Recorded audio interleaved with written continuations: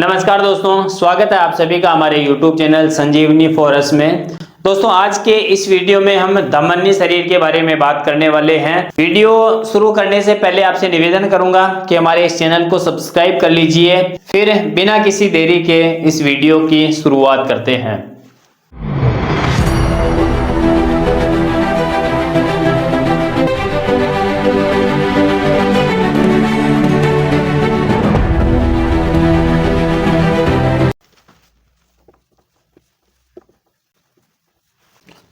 दमनी दमनी आयुर्वेद की परिभाषा है जो दमन करती हुई यानी स्पंदन करती हुई शुद्ध रक्त को दमन करती हुई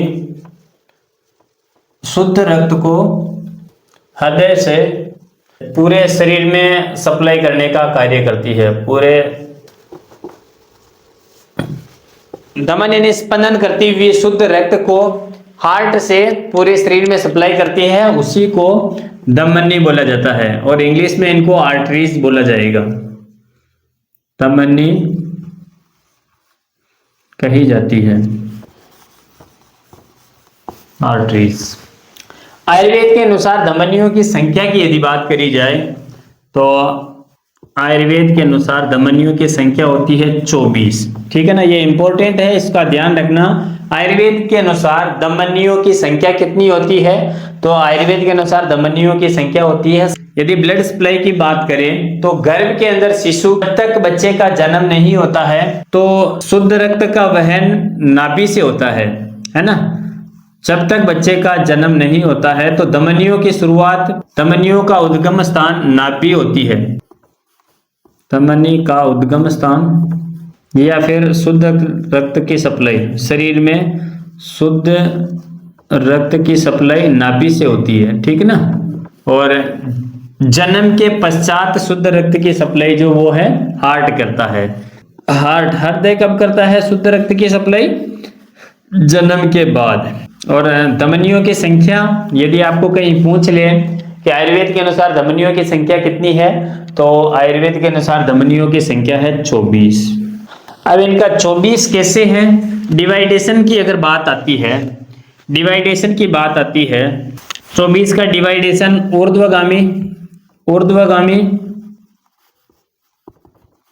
ऊर्ध्वगामी धमनियां ये होती है 10 और अधोगामी, ऊर्ध्वगामी यानी हृदय से ऊपर की ओर, शुद्ध रक्त को हृदय से ऊपर की ओर ले जाने वाली धमनियों की संख्या है 10 और अधोगामी यानी शुद्ध रक्त को हृदय से नीचे की ओर ले जाने वाली धमनियों की संख्या है 10।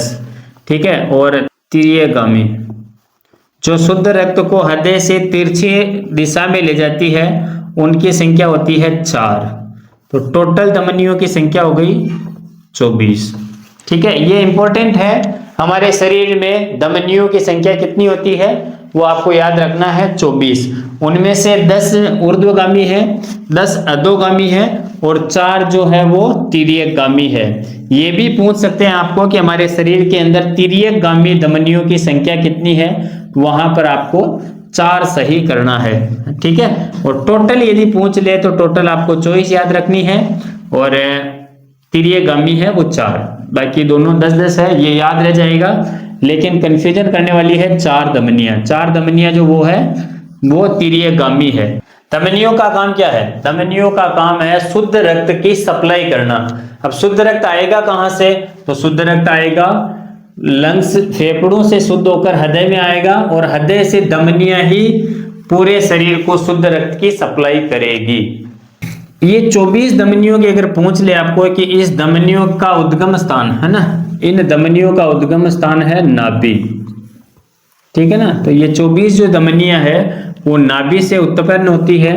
वैसे मॉडर्न मेडिकल साइंस तो हार्ट मानती है धमनियों की उत्पत्ति, लेकिन आयुर्वेद कहता है कि धमनियों की उत्पत्ति है वो नाभि से होती है और नाभि से उत्पन्न होने वाली धमनियों की संख्या ही 24 है। यदि आयुर्वेद की बात आती है तो नाभि से उत्पन्न होने वाली धमनियों की संख्या कितनी है? तो नाभि से उत्पन्न होने वाली धमनियों की संख्या 24 है। यदि आपको कहीं एग्जाम में पूछे तो वहां लिखा आएगा कि नाभि से उत्पन्न होने वाली धमनियों की संख्या कितनी है। तो ये याद रखना आपको कि नाभि से उत्पन्न होने वाली धमनियों की संख्या 24 है। आयुर्वेद कहता है कि हमारे शरीर में नाभि से उत्पन्न होने वाली धमनियों की संख्या 24 है।